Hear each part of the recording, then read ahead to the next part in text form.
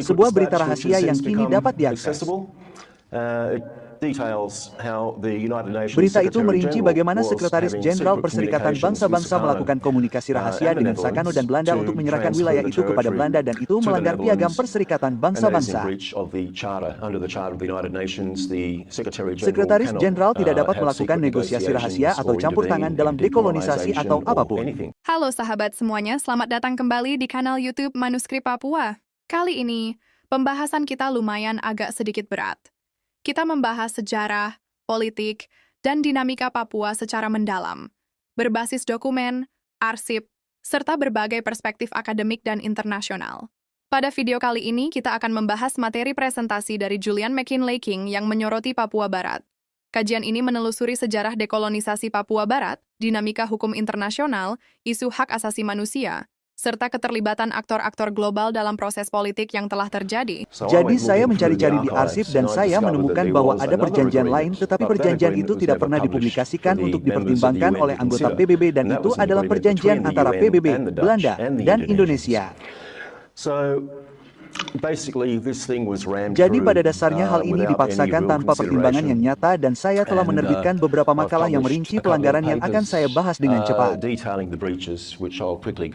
Pada tahun 1950, setelah pembuatan Piagam Perserikatan Bangsa-Bangsa yang masih berlaku sebagai hukum internasional, semua rakyat Kepulauan Indonesia masih memiliki hak untuk menentukan nasib sendiri dan kemerdekaan. Itu dilanggar oleh Dewan Keamanan PBB, dan Dewan Keamanan tidak menegakkan perjanjian itu dan melindungi hak penentuan nasib sendiri dari 70 juta orang itu. Jadi, dia mengatakan bahwa para pemimpin tertinggi semuanya mendukung kasus Papua Barat. Jadi, kami sangat berharap agar pemerintah Ghana akan melakukan hal yang benar, menegakkan hukum internasional, dan membawa kasus Papua Barat ke lembaga terkait, Mahkamah Internasional, untuk mendapatkan pendapat hukum, dan Mahkamah Pidana Internasional untuk kasus genosida. Penelitian doktoral Julian McKinley King juga memuat dokumentasi lapangan dan analisis historis mengenai dampak konflik terhadap masyarakat sipil, dinamika gerakan pro-kemerdekaan, serta respons negara terhadap situasi keamanan di wilayah tersebut. Namun sebelum masuk ke pembahasan utama, penting bagi kita untuk mengenal terlebih dahulu. Siapa sebenarnya Julian McKinley King? Berdasarkan berbagai sumber akademik, Julian McKinley King adalah seorang peneliti dan kandidat doktor di University of Wollongong. Ia telah terlibat selama lebih dari 25 tahun dalam studi mengenai Papua Barat, khususnya dalam konteks hukum internasional dan proses dekolonisasi. Ia menulis sejumlah makalah ilmiah yang membahas peran Perserikatan Bangsa-Bangsa dalam proses integrasi Papua ke Indonesia, serta dinamika politik global yang memengaruhi keputusan-keputusan penting pada era tersebut. Dalam aktivitas akademik dan advokasinya, ia juga menyoroti isu hak asasi manusia dan mekanisme hukum internasional, termasuk kajian terkait kemungkinan pengajuan bukti ke Mahkamah Pidana Internasional. Sebagian pandangannya juga membahas kelompok pro-kemerdekaan seperti Organisasi Papua Merdeka dan dinamika kelompok bersenjata yang berafiliasi dengannya, dalam konteks sejarah panjang konflik politik di Papua. Dalam presentasi ini, Julian mengungkapkan keterkejutannya ketika menyadari bahwa banyak orang, termasuk rekan-rekannya sendiri, tidak mengetahui secara mendalam sejarah dekolonisasi Papua Barat maupun kompleksitas konflik yang masih berlangsung hingga hari ini. Dari sinilah muncul pertanyaan besar yang menjadi fokus diskusi kita. Mengapa konflik antara aparat keamanan Indonesia dan kelompok bersenjata pro-kemerdekaan terus berulang? Mengapa situasi di Papua memiliki kompleksitas politik, historis, dan internasional yang berbeda dibanding wilayah lain? Menurut Julian McKinley King, untuk memahami situasi hari ini, kita tidak bisa hanya melihat peristiwa terkini. Kita perlu menelusuri akar sejarahnya, mulai dari era dekolonisasi, peran aktor internasional, hingga dinamika politik domestik yang berkembang selama beberapa dekade. Video ini bertujuan menghadirkan analisis akademik secara informatif, terbuka, dan berbasis kajian sejarah. Mari kita simak ulasan selengkapnya.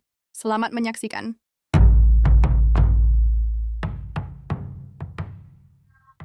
Saya sangat terkejut bahwa sebagian besar teman-teman saya dan sebagian besar orang yang saya kenal dan saya temui tidak tahu apa yang sedang terjadi di Papua Barat. Jadi, saya pikir sangat bagus bahwa kita dapat menyampaikannya di sini hari ini di Bellinger Memorial Hall yang megah. Jadi, mari kita soroti apa yang sedang terjadi. Jadi, Papua Barat seperti yang mungkin Anda ketahui adalah sisi barat. Pulau tropis terbesar di dunia. Awalnya disebut Papua dan kemudian disebut Nugini. Sisi timur akhirnya menjadi wilayah Australia yang memperoleh kemerdekaan dan sisi barat menjadi wilayah Belanda hingga tahun 1962. Jadi, saya akan membahas sejarah dan apa yang terjadi serta mengapa orang-orang Papua Barat tidak mendapatkan kemerdekaan yang sah dan apa yang telah terjadi di Papua Barat sejak pendudukan Indonesia. Jadi, saya persembahkan presentasi ini untuk salah satu teman baik saya, salah satu brigadir jenderal OPM setempat. Namanya Alivi Lamaktablo dan dia sangat baik hati mengajak saya menjelajahi wilayahnya pada tahun 2022 dan 2023 dan menemui saya di Papua Nugini pada tahun 2024 sehingga saya dapat merinci kehidupannya dan kehidupan beberapa rekannya. Sayangnya, tepat sebelum Natal, dia terbunuh oleh salah satu pesawat nirawak Indonesia. Militer Indonesia pada dasarnya terlalu takut untuk turun ke lapangan dan melawan orang Papua Barat di tanah mereka sendiri, meskipun sebagian besar dari mereka hanya menggunakan busur dan anak panah. Jadi, yang mereka lakukan sekarang adalah helikopter tempur, pesawat nirawak, dan penembakan, serta banyak metode pembunuhan lainnya. Jadi, Papua Barat sebenarnya atau Pulau Papua sebenarnya adalah bagian dari benua Australia yang lebih besar. Kami bergabung bersama tanpa laut selama 55 juta tahun hingga interglasial terakhir. Ketika gletser mulai mencair yang menciptakan Laut Arafura dan apa yang sekarang menjadi selat dan itu hanya 8.000 tahun yang lalu. Jadi, sebagian besar pendudukan nenek moyang pribumi kita adalah satu benua. Kita tiba di Papua Barat yang melintasi garis Wallace.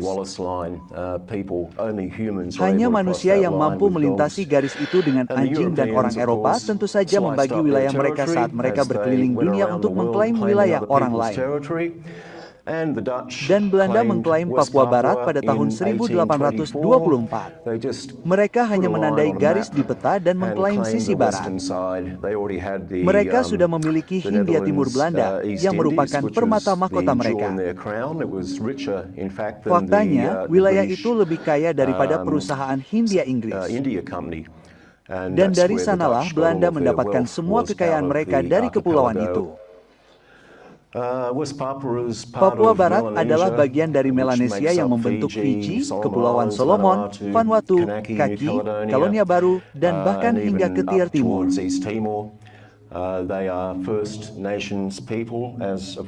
Mereka adalah orang-orang pribumi seperti halnya orang-orang di negara ini dan mereka hidup dalam cara hidup yang indah dan harmonis dengan alam.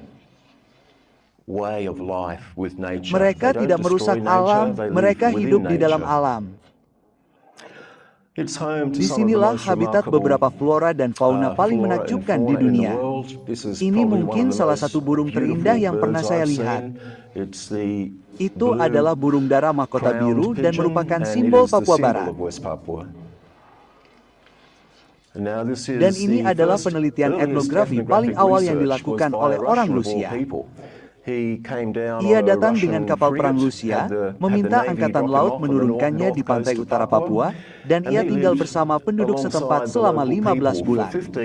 Ia mempelajari bahasa setempat, ia menjadi bagian dari masyarakat, ia tinggal di rumah penduduk setempat. Dan dalam waktu sekitar 12 bulan, penduduk tidak ingin ia pergi. Mereka jatuh cinta padanya. Ia bergaul baik dengan semua orang.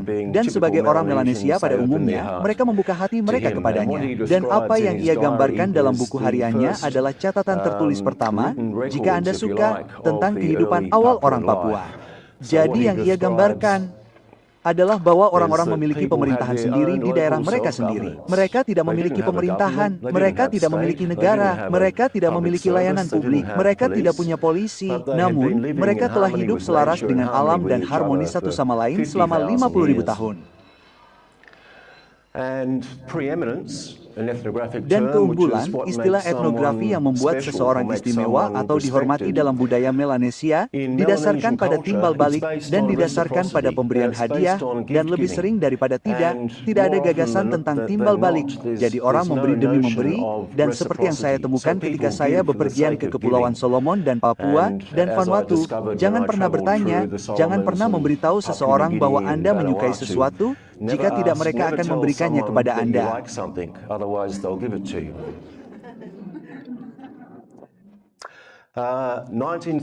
Tahun 1936 adalah dampak besar Eropa berikutnya di Papua Barat. Itu adalah koloni Belanda seperti yang saya sebutkan, tetapi pada tahun 1936, Belanda hanya mengelola 5% wilayah tersebut. 95% orang belum pernah melihat orang kulit putih, tidak tahu apa itu administrasi. Jadi, meskipun Belanda mengklaimnya sebagai wilayah yang tidak memiliki pemerintahan sendiri, pada kenyataannya di lapangan, rakyatnya masih memiliki pemerintahan sendiri.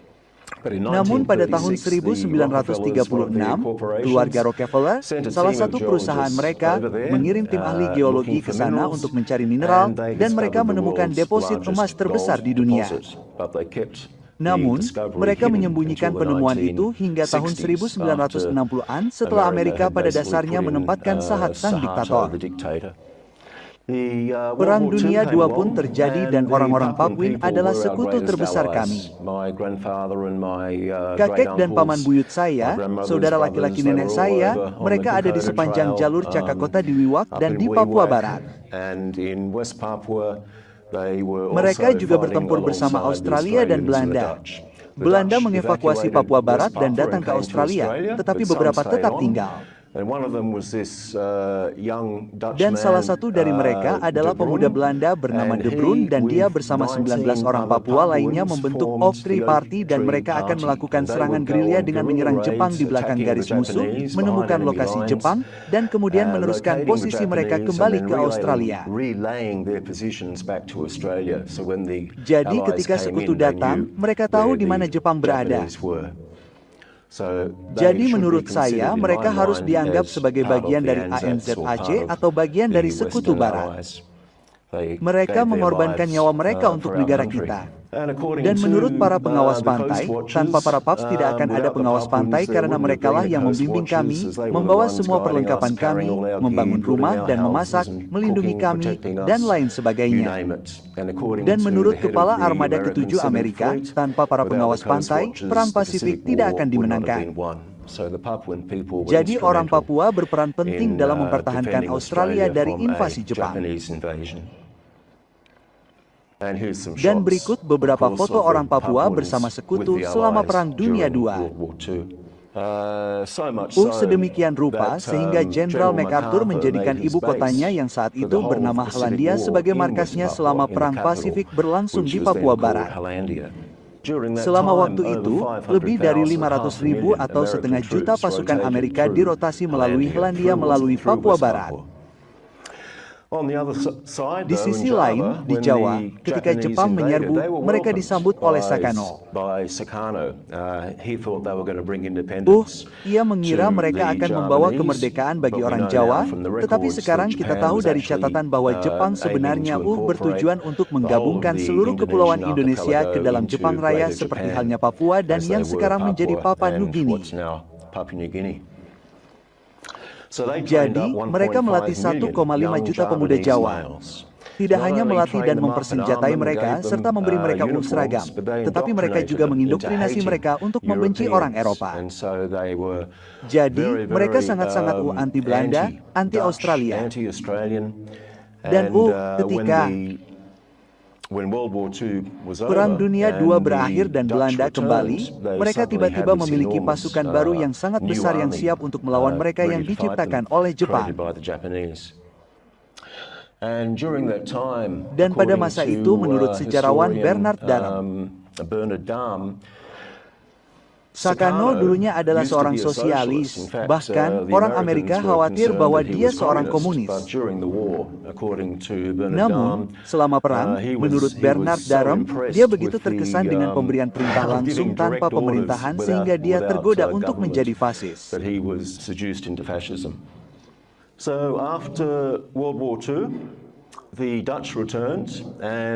Jadi, setelah Perang Dunia II, Belanda kembali dan terjadi perang selama sekitar 4 tahun hingga Dewan Keamanan turun tangan dan mereka menengahi perjanjian hak, yaitu perjanjian yang ditengahi PBB yang mengakui hak menentukan nasib sendiri bagi rakyat Kepulauan Indonesia.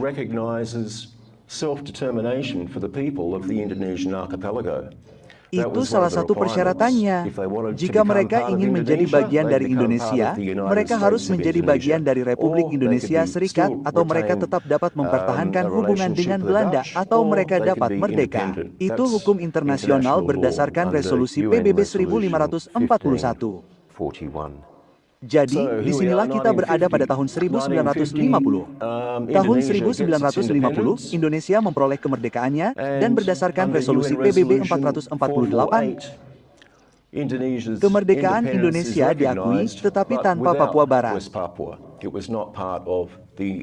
Itu bukan bagian dari negara kemerdekaan Indonesia, dan selanjutnya, segera setelah itu, Sukarno memproklamasikan kontrol terpusat. Dia membuang ide penentuan nasib sendiri bagi 70 juta orang di kepulauan itu, dan dia memberlakukan kediktatoran militer.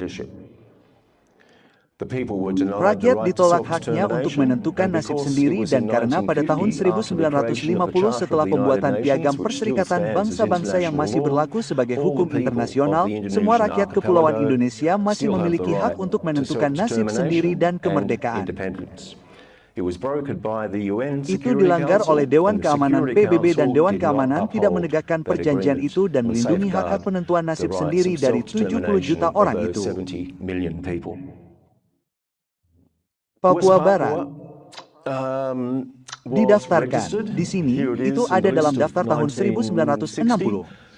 Di bawah Belanda, Nugini Belanda, hanya untuk menunjukkan bahwa itu adalah wilayah yang terdaftar dan tidak memerintah sendiri. Pada tahun 1957, Australia dan Belanda cukup progresif. Mereka membuat perjanjian di sini di Australia, di mana mereka mulai mengordinasikan pemerintahan mereka.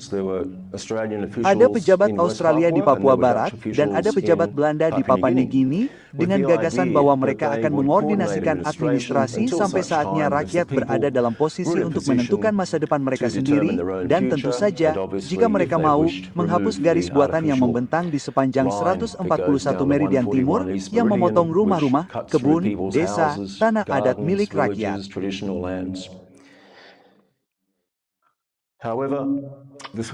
Namun, dia secara diam-diam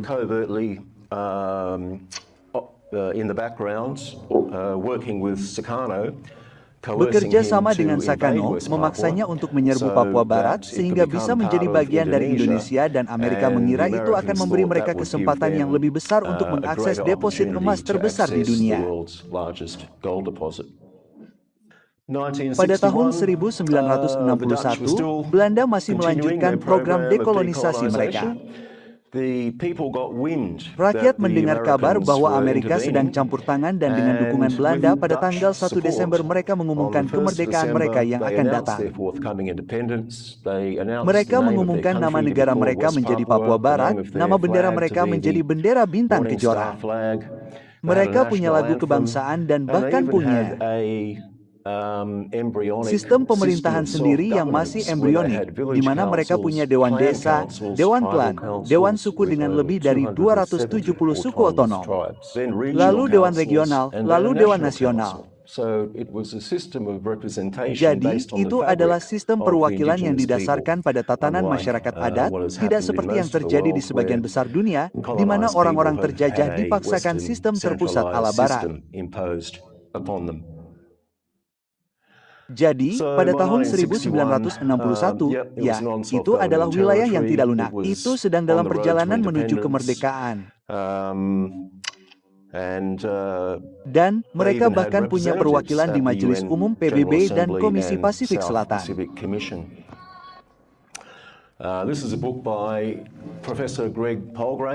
Ini buku karangan Profesor Greg Poulgrain, salah satu pembimbing saya yang luar biasa, dan dia merinci semua dukungan rahasia CIA untuk Sahat dan untuk intervensi dan pemindahan.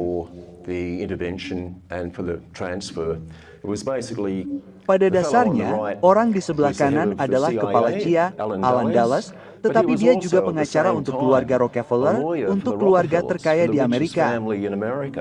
Jadi dia pengacara Wall Street yang bekerja untuk keluarga Rockefeller dan juga kepala CIA di waktu yang sama. Politik Amerika untuk Anda. Sebuah berita rahasia yang kini dapat diakses. Berita itu merinci bagaimana Sekretaris Jenderal Perserikatan Bangsa-Bangsa melakukan komunikasi rahasia dengan Sukarno dan Belanda untuk menyerahkan wilayah itu kepada Belanda dan itu melanggar Piagam Perserikatan Bangsa-Bangsa. Sekretaris Jenderal tidak dapat melakukan negosiasi rahasia atau campur tangan dalam dekolonisasi atau apapun. Tugasnya hanyalah menjadi Sekretaris Perserikatan Bangsa-Bangsa. Jadi kita punya perjanjiannya.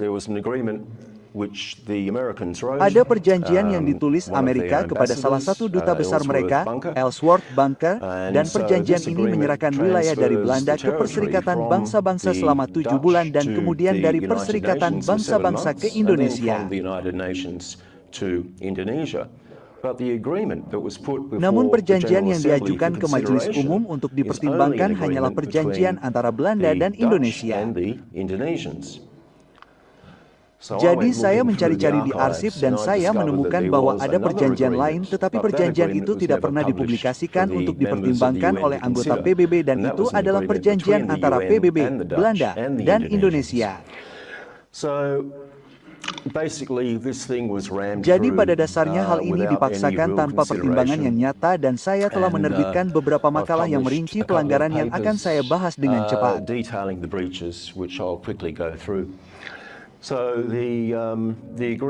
Jadi, perjanjian tersebut hanya mencatat resolusi, hanya mencatat perjanjian dan jika Anda mencari definisi mencatat di PBB, mencatat bukanlah persetujuan atau ketidaksetujuan. Itu hanya mencatat sesuatu. Jadi, keseluruhan hal itu pada dasarnya ilegal. Kemudian, pada tanggal 29 September PBB mengirim pasukan keamanan PBB Pakistan yang bersenjata dan ini juga dilakukan tanpa persetujuan dari Sekretaris Dewan Keamanan atau Majelis Umum. Jadi, pada dasarnya itu adalah invasi oleh PBB yang mengirimkan pasukan Muslim ke negara yang bukan Muslim. Tentu saja. Di sini kita melihat hanya untuk catatan tahun 1963. Dan Belanda, Nugini tidak lagi tercatat. Sekarang, satu-satunya cara agar suatu negara dapat dikeluarkan dari daftar dekolonisasi adalah ketika negara tersebut telah mencapai pemerintahan sendiri sepenuhnya, yang biasanya merupakan kemerdekaan, dan itu hanya dapat dikeluarkan oleh Majelis Umum. Itu tidak dapat dikeluarkan oleh Sekretariat Perserikatan Bangsa-Bangsa. Jadi itu adalah pelanggaran hukum internasional lainnya. Namun mereka datang, PBB datang dengan keriuhan besar, mengambil alih pemerintahan selama 7 bulan. Rakyat dapat melihat dengan jelas apa yang terjadi. Mereka memprotes, tetapi dunia mengabaikan mereka. Dan siapapun yang mencoba memprotes dibunuh atau dihilangkan. Ini adalah berita rahasia yang saya temukan pada tahun 1963 oleh Frank Galbraith, Departemen Luar Negeri AS. Jadi mereka tentu saja memantau semuanya seperti semua pemerintahan dan Anda dapat melihat di sini mungkin perjanjian yang paling tidak resmi adalah bahwa orang Indonesia membersihkan toko-toko dan gudang-gudang pada periode segera setelah pengambilalihan mereka.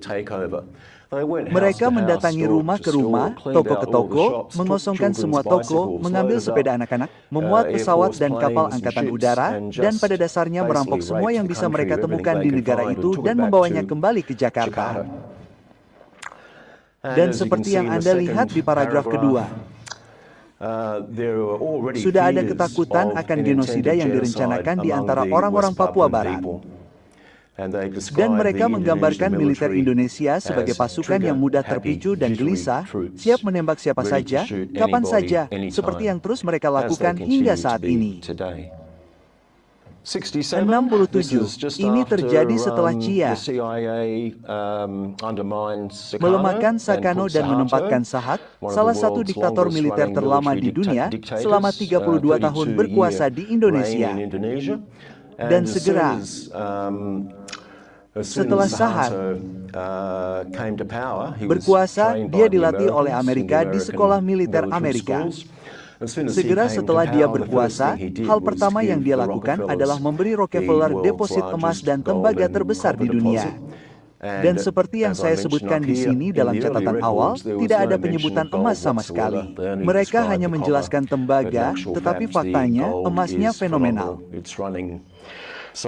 Kadarnya berkisar antara 15 gram ke atas per ton, yang tidak dapat dipercaya dalam hal endapan emas. Jadi di sini kita melihat lagi Departemen Luar Negeri mengenai perwakilan PBB. Sekretariat PBB pada dasarnya bekerja untuk keluarga Rockefeller. Jadi mereka mencoba membuat tindakan pilihan bebas. Mereka menyebutnya tindakan pilihan bebas, nama yang bagus. Itulah nama yang mereka berikan untuk hak menentukan nasib sendiri. Sekarang, berdasarkan resolusi PBB 1541. Tindakan penentuan nasib sendiri adalah hak pilih universal. Tetapi seperti yang akan Anda lihat sebentar lagi, itu jauh dari kenyataan. Tanggal 2 Juni kami mendapat laporan pertama tentang pembantaian yang terjadi dari Reuters. Dan sekali lagi dalam laporan lain yang sama oleh Frank Galbraith, mereka tahu bahwa Amerika dan tentu saja negara-negara Barat sepenuhnya menyadari bahwa 85 hingga 90% mayoritas rakyat Papua Barat tidak ingin menjadi bagian dari Indonesia. Baiklah, ini adalah makalah pertama saya yang merinci status hukum Papua Barat yang diterbitkan di Griffith Law Journal di Brisbane, yang ditinjau sejawat dan menunjukkan bahwa Papua Barat masih merupakan wilayah yang tidak memiliki pemerintahan sendiri yang dianeksasi oleh Indonesia. Dan makalah kedua saya merinci sekitar 34 pelanggaran hukum internasional. Ada penundaan 5 minggu ketika Perserikatan Bangsa-Bangsa merilis perjanjian untuk dipertimbangkan oleh Majelis Umum. Mereka merilisnya 48 jam sebelum pemungutan suara. Jadi, para duta besar tidak punya waktu untuk mengirimkannya ke pemerintah mereka untuk dipertimbangkan. Itu merupakan pelanggaran terhadap pasal 102 Piagam. Ada kolusi yang saya sebutkan antara PBB dan Amerika dan Belanda. Itu merupakan pelanggaran terhadap pasal 100. Persetujuan itu tidak pernah disetujui, pelanggaran terhadap pasal 81. Seperti yang saya katakan, Nugini Belanda secara ilegal dihapus dari daftar wilayah yang tidak memiliki pemerintahan sendiri. Dan tindakan penentuan nasib sendiri, mereka memilih lebih dari 1.000 orang dari hampir 1 juta, yaitu 0,1%. Dan seperti yang Anda lihat, salah satu informan saya, seorang pria Papua Barat yang saya wawancarai, menjelaskan bahwa dia masih anak muda ketika itu terjadi dan itu hanya upaya untuk menutupi kesalahan. Sekali lagi pada tahun 1969 setelah tindakan penentuan nasib sendiri yang menutupi kesalahan itu, Anda memiliki resolusi 25.504 yang dianggap oleh Indonesia sebagai lampu hijau untuk melanjutkan pendudukan di Papua Barat. Namun, sekali lagi, resolusi itu hanya mencatat sebuah laporan dan mencatat berarti kami telah menerima sebuah laporan. Tidak pernah ada resolusi PBB yang mengakui kedaulatan Indonesia di Papua Barat dan itu adalah buku pegangan tempat Anda dapat melihat definisi dari berbagai istilah yang digunakan dalam Majelis Umum. Jadi, kasus genosida, kita banyak mendengar tentang genosida di Gaza saat ini sebagaimana seharusnya dan di belahan dunia lainnya, tetapi kita tidak banyak mendengar tentang apa yang terjadi di depan pintu kita. Jadi, apa itu genosida? Ini adalah konvensi genosida. Dan Australia, ketika ini ditandatangani, ketika ini dibuat pada tahun 1948, Australia adalah negara pertama yang mengangkat tangan dan menandatangani konvensi genosida. Kami adalah negara yang sangat progresif saat itu. Dan ini adalah metode yang diakui sebagai cara untuk menghadapi genosida. Dan itu hanya harus satu metode. Anda tidak perlu memiliki kelimanya, tetapi seperti yang akan kita lihat, kita memiliki kelimanya dalam kasus Papua Barat. Ini adalah teman saya Ignatius, yang saya wawancarai di Cape York beberapa tahun yang lalu. Dia adalah seorang anak laki-laki berusia 8 tahun ketika tindakan penentuan nasib sendiri terjadi. Dan dia pergi ke sana bersama ibunya untuk memilih dan semua orang dipaksa dengan todongan senjata.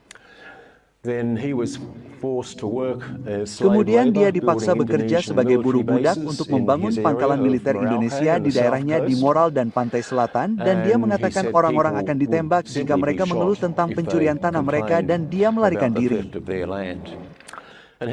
Dia akhirnya datang ke Australia dan mencari perlindungan di Australia. Di sekitar tambang emas Freeport yang dimulai pada tahun 1967. Mereka menerbangkan bulldozer pertama ke dataran tinggi untuk mulai membersihkan pegunungan dan membuat jalan. Dan seperti yang Anda lihat, militer Indonesia, ini hanyalah salah satu contoh cara mereka memperlakukan orang-orang Papua Barat. Dan di daerah itu saja, mereka merinci lebih dari 42.000 orang. Orang-orang ini pada dasarnya dibom menggunakan jet Bronco Amerika, bekas jet Bronco Vietnam yang mereka berikan secara cuma-cuma kepada Indonesia. Dan orang-orang Indonesia membom semua desa di sekitar tambang emas Freeport sehingga mereka dapat membersihkan lahan dan mendapatkan akses ke emas. Dan dari beberapa informan saya, ada orang Amerika di lapangan yang menjalankan operasi itu.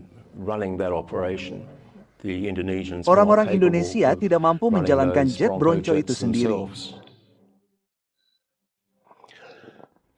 Hanya beberapa contoh kuburan massal di seluruh Papua Barat. Mereka perlahan-lahan didokumentasikan.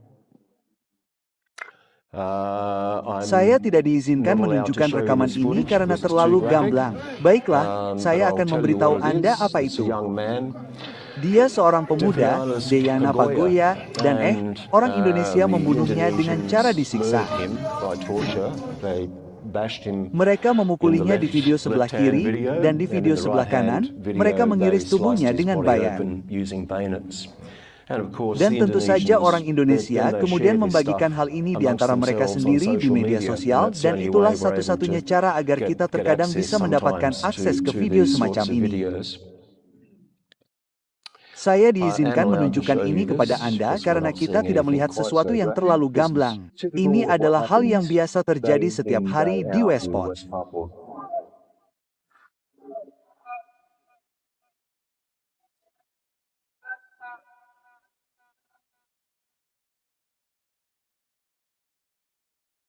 Mereka terbang tanpa pandang bulu, menembaki orang-orang. Mereka terlalu takut untuk turun ke tanah. Ini dirinci di koran hari Sabtu, penggunaan bom fosfor, yang ilegal. Fosfor membakar kulit hingga ke tulang. Metode genosida lainnya adalah dengan memisahkan anak-anak secara paksa dari keluarga mereka, dari komunitas mereka. Dan merupakan hobi yang menyenangkan bagi militer Indonesia dan orang kaya untuk mendatangi keluarga-keluarga Papua dan berkata, "Hei, berikan kami anak-anakmu, kami akan mensponsori mereka dan memberi mereka pendidikan yang baik." Petik 2, dan beberapa orang, tentu saja, berpikir semuanya akan baik-baik saja. Namun seperti yang ditemukan oleh Michael Bachelat dari Sydney Morning Herald, ia pergi ke Jawa dan melakukan perjalanan selama berminggu-minggu dan ia menemukan sekolah-sekolah fundamentalis Islam yang diindoktrinasi ke dalam Islam. Mereka tidak diajarkan matematika atau sains atau apapun. Mereka hanya membaca Al-Quran, kemudian mereka dikirim kembali ke Papua Barat untuk melanjutkan program yang sama. Ini adalah pembantaian tahun 201.998. Salah satu dari sedikit pembantaian yang terdokumentasi dengan baik, dan itu karena Pusat Studi Perdamaian dan Konflik di Universitas Sydney, tempat saya dulu bekerja. Kami menyelenggarakan pengadilan umum yang mana Anda mendapatkan pengacara dan hakim profesional dan Anda memegang kasus pengadilan Anda sendiri, dan kami memiliki dana untuk membawa korban pembantaian Beth. Itu tahun 1998, dan jika Anda ingat, saat itulah kita mengalami jatuhnya Sahat. Sang diktator jatuh dan Indonesia untuk waktu yang sangat-sangat singkat. Dalam suasana hati yang gembira dan orang-orang mengira mereka akan mendapatkan kemerdekaan yang sah. Orang-orang West Pupin mengibarkan bendera bintang kejora di kota mereka, dan militer keluar dan menembaki semua orang dengan senapan mesin dan kemudian menyeret semua orang ke dalam kapal, memutilasi wanita dan membuang semua tubuh mereka ke laut, dan tubuh mereka terdampar selama berminggu-minggu berikutnya.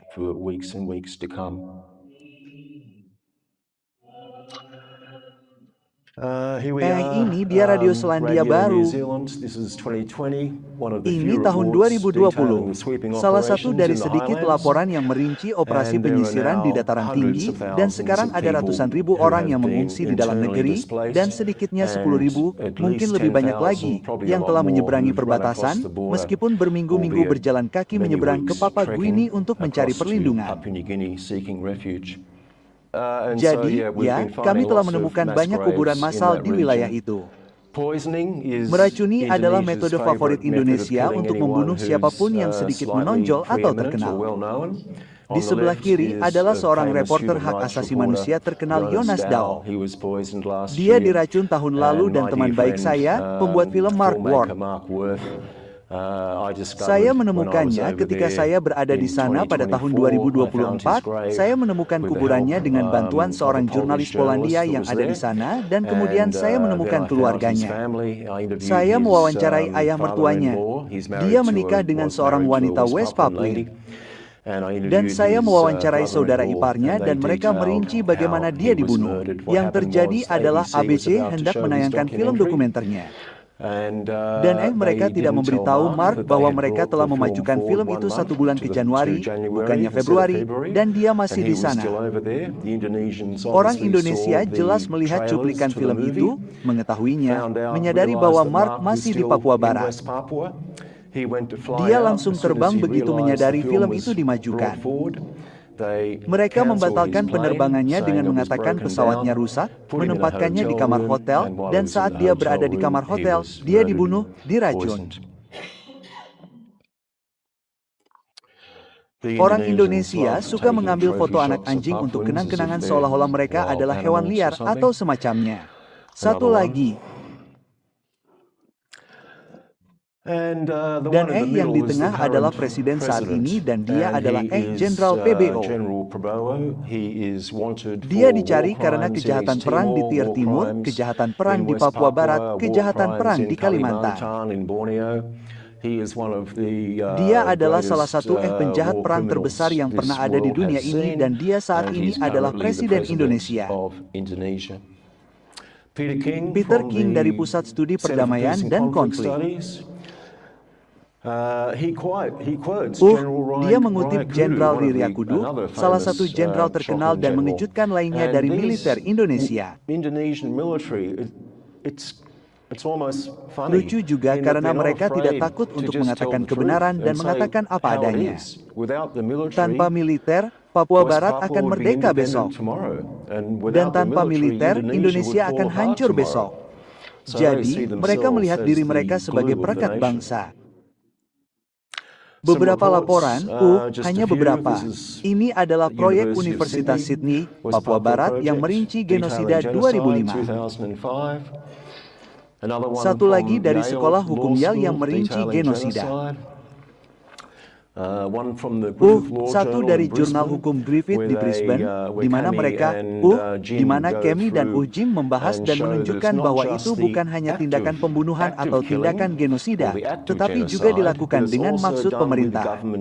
Itu salah satu hal penting dalam definisi genosida, yaitu menunjukkan bahwa itu bukan hanya pembunuhan sewenang-wenang. Itu dilakukan dengan maksud pemerintah, persetujuan pemerintah. Dan mereka mengutip berbagai jenderal dan pemimpin yang membuat pernyataan yang sangat luar biasa ini. Jika Anda menginginkan kemerdekaan, Anda bisa pergi dan tinggal di bulan. Jika Anda memilih kemerdekaan, lidah Anda akan dipotong. Ini dari para pemimpin Indonesia. Jadi makalah mereka sangat penting. Ada banyak makalah di sana. Bahkan ada satu di sini dari Perserikatan Bangsa-Bangsa. Ini adalah Dewan Ekonomi dan Sosial.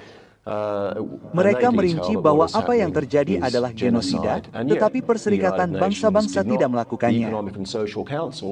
Dewan Ekonomi dan Sosial seperti yang akan saya jelaskan memiliki kewajiban hukum untuk membawa kasus ini ke Pengadilan Pidana Internasional dan ke Majelis Umum dan khususnya Dewan Keamanan, tetapi mereka gagal melakukannya.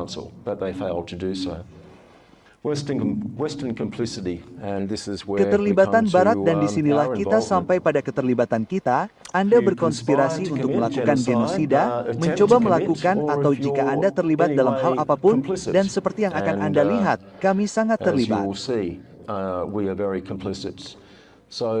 Jadi orang yang melakukan genosida harus dihukum berdasarkan pasal 4 dan itu termasuk penguasa, pejabat publik, dan individu swasta. Jadi Australia, kami memasok helikopter tempur sebagai bagian dari program genosida. Kami melatih militer Indonesia di tanah kami. Kami menciptakan, percaya nggak sih, Australia menciptakan Detasemen 88 yang merupakan pasukan pembunuh paling terkenal di Indonesia. Mereka tidak hanya membunuh orang Papua Barat, mereka membunuh siapa saja yang tidak disukai pemerintah.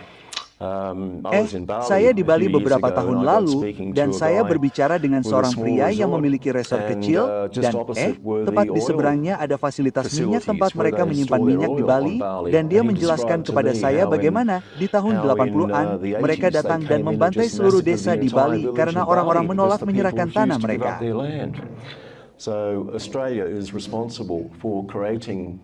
Jadi Australia bertanggung jawab untuk menciptakan pasukan pembunuh ini, dan apa yang disebut perwakilan kita yang luar biasa ada di sana menandatangani perjanjian baru, dan dari sedikit yang saya lihat mereka ingin menempatkan pasukan Indonesia di Australia dan pasukan Australia di Indonesia. Skenario yang sangat-sangat buruk. Bukan hanya Australia, Jerman, mereka memberi tank Leopard. Inggris memberi pengangkut personel lapis baja dan jet tempur. Amerika memberi mereka F-16 gratis. Dan di media sosial, kami menemukan unggahan dari orang Indonesia yang menunjukkan tentara Amerika di Indonesia. Dari beberapa foto, saya rasa mereka ada di Papua Barat. Bukan hanya PBB dan pemerintah negara-negara barat, tapi juga Bank Dunia. Bank Dunia mensponsori program transmigrasi. Disinilah orang Indonesia kini telah membawa sekitar 2,5 juta orang Jawa, sebagian besar orang Jawa dan Sulawesi. Mereka membuka lahan yang luas seperti yang Anda lihat di sana, dan setiap titik putih itu adalah rumah kaleng. Itu rumah baru yang mereka bangun untuk para pemukim baru. Mereka memberi mereka ayam, kambing, peralatan pertanian, dan mengusir orang-orang Papua dari tanah mereka. Jadi, jalan menuju kebebasan, saya baru saja menerbitkan makalah lain. Belum keluar, tetapi sedang dalam proses dan merinci proses sederhana bagi Papua Barat untuk mendapatkan kebebasan yang sah. Namun, masalahnya dengan hukum internasional kita adalah hanya negara-negara anggota PBB yang memiliki akses ke pengadilan. Jika Anda adalah penduduk asli di Papua Barat atau di tempat lain, Anda tidak dapat mengakses sistem hukum internasional, bahkan jika Anda dibantai. Anda bergantung pada negara anggota yang simpatik untuk menangani kasus Anda, dan itulah masalah yang kita hadapi di sini. Mahkamah Internasional adalah cara Timur memperoleh kemerdekaannya. Digambarkan bahwa mereka memperoleh kemerdekaan melalui pemungutan suara, tetapi pada kenyataannya, Portugal membawa Australia ke Mahkamah Internasional karena kami adalah satu-satunya negara yang mengakui kedaulatan Indonesia di Timur dengan imbalan minyak. Jadi Portugal membawa kami ke pengadilan. Kami kalah dalam kasus pengadilan. Mahkamah Internasional memutuskan bahwa Timur masih merupakan wilayah yang tidak memiliki pemerintahan sendiri yang berhak atas kemerdekaan. Dan itulah yang memaksa Indonesia untuk melakukan tindakan penentuan nasib sendiri pada tahun 1999. Dewan Keamanan jelas harus campur tangan. Dan Dewan Perwalian. Ini semua adalah mekanisme dalam PBB, tetapi sekali lagi mereka bergantung pada anggota untuk benar-benar mengambil inisiatif dan majelis umum. Dan pasal 4 piagam tersebut menyatakan bahwa ketika Anda mendaftar atau mengajukan permohonan untuk bergabung dengan Perserikatan Bangsa-Bangsa, Anda harus mematuhi piagam tersebut dan Anda harus menjunjung tinggi hukum internasional tersebut. Namun, seperti yang kita ketahui, hukum tersebut tidak ada. Semua negara anggota melanggar hukum internasional. Satu-satunya mekanisme hukum, jika itu kata yang tepat, itu bukanlah mekanisme hukum yang sebenarnya, tetapi satu-satunya hal yang di atas kertas. Membantu Papua Barat adalah mereka memiliki hak berdasarkan resolusi PBB 2621 program aksi, mereka memiliki hak untuk berjuang dengan segala cara yang diperlukan yang mereka miliki, dan seperti yang akan saya tunjukkan kepada Anda. Mereka sebagian besar berjuang dengan busur dan anak panah tradisional ini.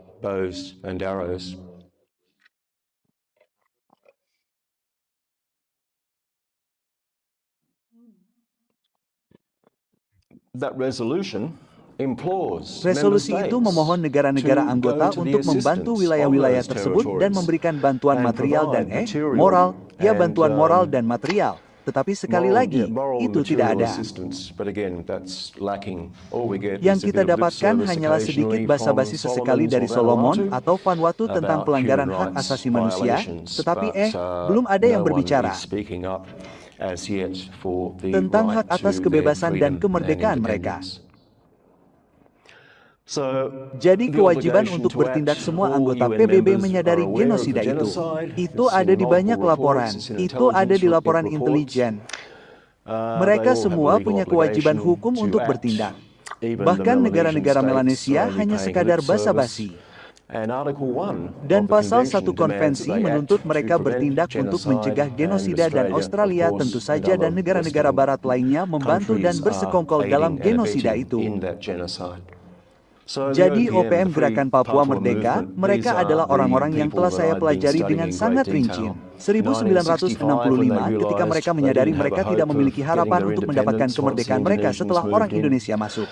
Mereka perlahan-lahan mendirikan 36 komando regional di seluruh negeri.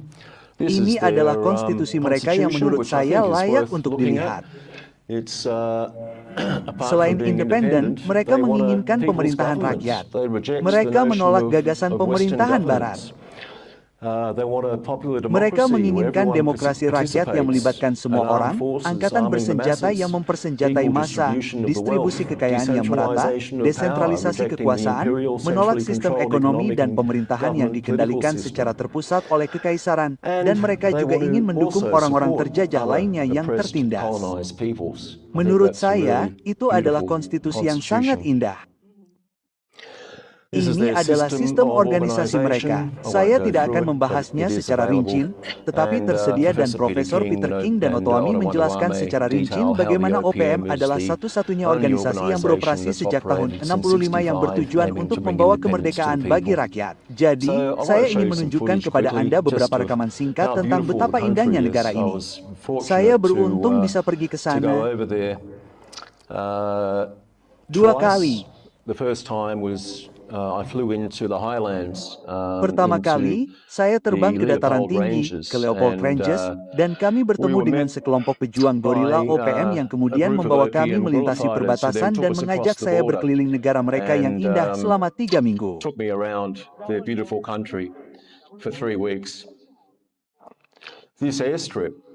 Landasan udara di Tumil ini dibangun oleh penduduk setempat selama 7 tahun.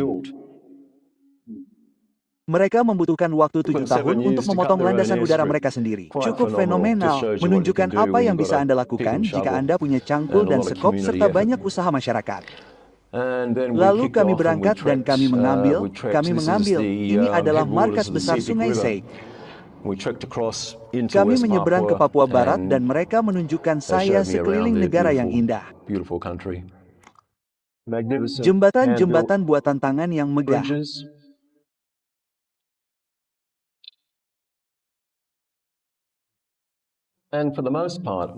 Dan sebagian besar kami berjalan di jalan-jalan yang sangat sempit untuk menghindari pengamatan orang Indonesia.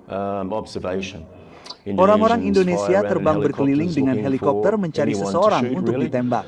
Jadi, sebagian besar waktu kami berjalan di malam hari atau kami berjalan di jalan-jalan yang sangat-sangat sempit, seringkali langsung menuju sungai. Ini adalah sarapan pagi di rumah papan tradisional sebelum kami berangkat untuk perjalanan yang sangat panjang. Di sini, kami berangkat pukul 3:03 pagi dan kami mengambil sampai sekitar pukul 7 hari itu. Berjalan dengan obor sampai pagi, tentu saja. seringkali hanya untuk menghindari orang Indonesia. Dan mereka membuat jalur buatan tangan yang luar biasa di hutan. Anda dapat membayangkan berapa lama waktu yang dibutuhkan untuk membuatnya.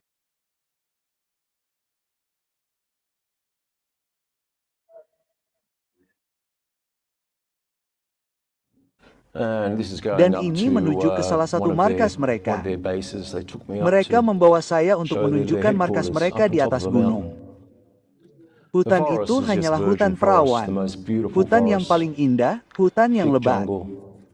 Dan disinilah kami masuk ke sebuah lembah yang diduduki oleh pejuang kemerdekaan OVM.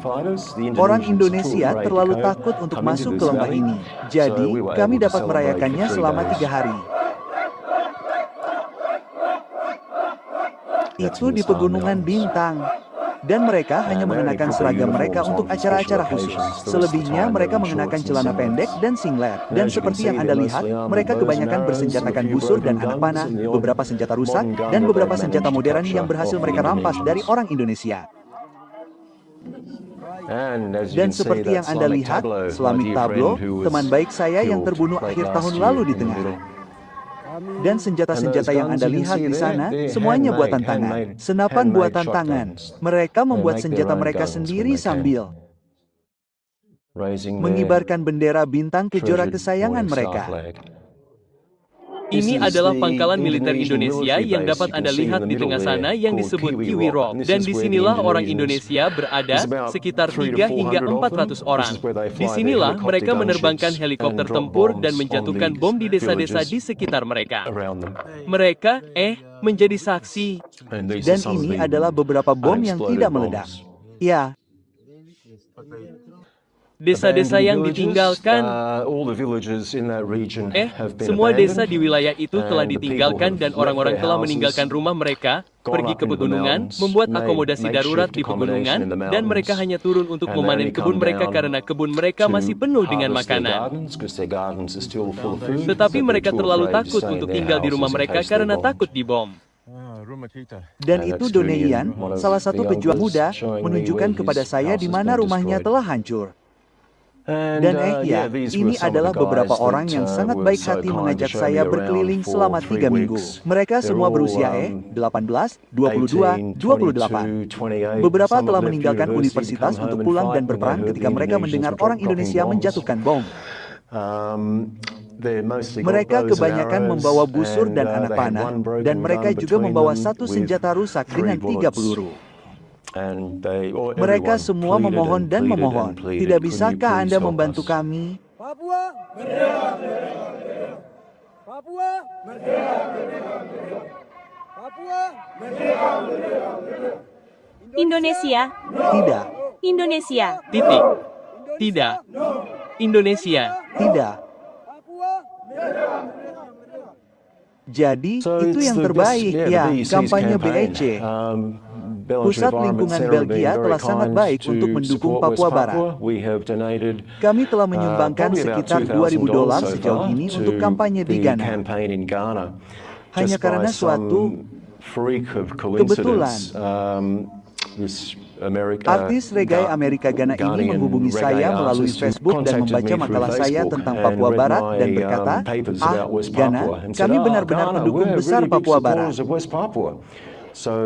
Jadi, sebagai artis reggae terkenal, dia dapat berbicara kepada presiden, berbicara kepada Departemen Luar Negeri, berbicara kepada mereka. Mereka memiliki konstitusi yang unik, di mana mereka memiliki Dewan Kepala Suku dan para kepala suku tersebut dapat membuat keputusan yang harus dihormati oleh pemerintah. Jadi, dia mengatakan bahwa para pemimpin tertinggi semuanya mendukung kasus Papua Barat. Jadi, kami sangat berharap agar pemerintah Ghana akan melakukan hal yang benar, menegakkan hukum internasional, dan membawa kasus Papua Barat ke lembaga terkait, Mahkamah Internasional untuk mendapatkan pendapat hukum dan Mahkamah Pidana Internasional untuk kasus genosida.